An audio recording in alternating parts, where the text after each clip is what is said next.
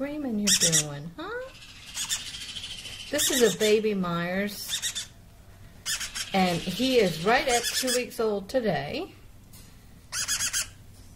And we have just taken him out of the nest, and we took him out this morning, and he seems to be eating well already. You see his crop is nice and full. That's baby food in there. It's not mommy food. Look at you. Such a cutie pie. Our Myers are not very good parents, and I never know if I'm going to get a baby or not.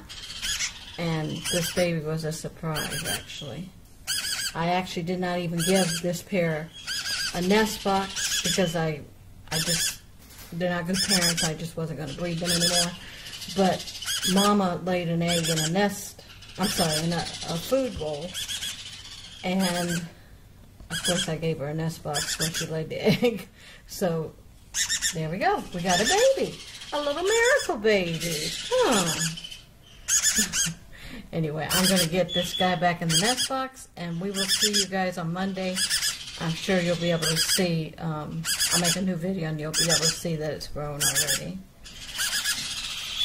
Okay. You finished with your talking? You got a lot to say. All right, we'll see you guys on Monday. We'll have a new video on Monday. Thank you.